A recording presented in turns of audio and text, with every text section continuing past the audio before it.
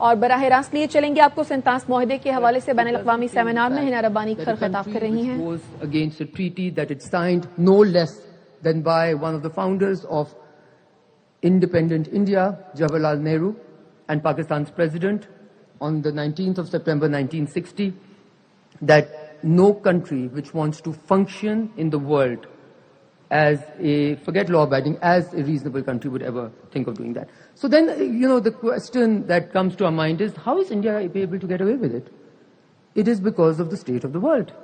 It is because whatever you call it, whether you call it rupture, whether you call it reordering of the world, whether you call it a breakdown of the world order, whether you call it normalization of the impossible, but we all know that the architects of the previous order currently are no more the architects of the previous order, and as it was created, in some ways have not been able to hold the positions that made them the architects. And we also know that the architects of the new order are likely to not emerge from the architects of the previous order. So right now, everybody is in a flux. And there is no one who's here to preserve the international common goods, or what we call the global goods. Preserving treaties, abiding by international law, are common goods. Because today it is Pakistan's water, tomorrow it will be some other country's water. And I think from this very podium, it has been made abundantly clear by not one person but by many, and for, interestingly, people who represent different, if I may say, institutions of Pakistan, the political institution, the military, in every which way, that Pakistan, there's a reason that we ate grass. There's a very good reason that Pakistan had to eat grass. Not because Pakistan wanted to eat grass to be able to get its strategic security, but Pakistan was forced to eat grass to be able to build its strategic security. Why? Because the belligerent, roguish India had shown itself very, very early on. And this is coming from a person who expended a great deal of her time as foreign minister in trying to normalize relations with India, even at great political cost. We normalized trade relations with India because at that time the India on the other side was the Manmohan Singh India, it was the Nehru India, it was an India which liked to abide by law, it was an India which wanted to go towards peace, it was an India which felt it still existed in the geography of the region that it inhabited. And right now you have an India which believes it is outside of the realm of international law. It is not even breathing and eating in the geography of South Asia or the broader Middle East or whatever you call it. So it's a rogue state. It's a belligerent rogue state. And as far as India's international standing is concerned, I think I've already said it, so I'm not going to repeat it, but a rule making, a country which aspires to be sitting on the table of rule makers has to at least be rule abiding. And when it takes itself out, it is very clear as to where the brief for India's behavior is coming from. We know there's a country which is currently under trial for ICC and ICJ, and it has said that both institutions don't hold.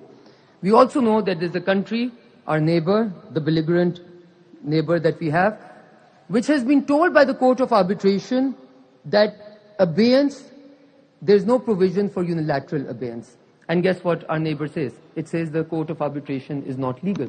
It has no significance. So it's very interesting when you see it has also, as I've already said, become a denier of geography and a killer of civilization. But most importantly, I think what the world needs to wake up to, as they say famously, smell the coffee and wake up to, is that why is it that the Indus Water Treaty was considered to be a gold standard when it comes to water treaties between an upper riparian, middle riparian, lower riparians, between an upper and lower in the broader sense. Why was it considered a gold standard? Because it was durable, it was predictable, it had a water sharing arrangement which survived 3 wars. When it could survive a full-scale war, one war in which Pakistan even lost part of its, country, when it had the ability, it had the durability, the survival rate to be able to survive something like this, what is the Indus Water Treaty not able to survive today? It is the Modiization of an India which used to be a very different animal. And I think if the world doesn't wake up to this, today it's Pakistan, yesterday it was probably other neighbors, and very soon it will be other countries which will be in its leash. And the last thing I want to say, because in my very, very sort of optimistic view of the world and my neighborhood, because I believe that, I was born in 1977, so I was the first foreign minister who was born after 1971, and I was like, we were done with this hostility, it's over. This is what we thought when we were dealing with India. And we thought at that moment that climate change is going to be one thing, make these countries forget their long-seated, violent past and animosity for each other, and be able to close these countries together in living a common future, in preserving the environment and the waters for the common future.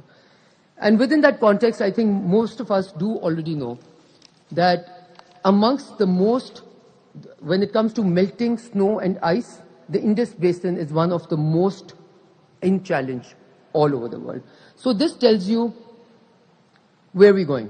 It's not a pretty picture from what it's looking like where we are right now. And if this goes unmitigated and unstopped, then I think what we're doing is carving out the space for a continuous hegemonic country which has been shown its place in the battlefield, may I say, very clearly. But I think it is important for other countries to play their role. And here I'm going to specifically call out on the European countries who have always held themselves as the preservers of law, as the preservers of law. So with that, let me just congratulate once again all the panelists. They kept their time, and they were all very, very specific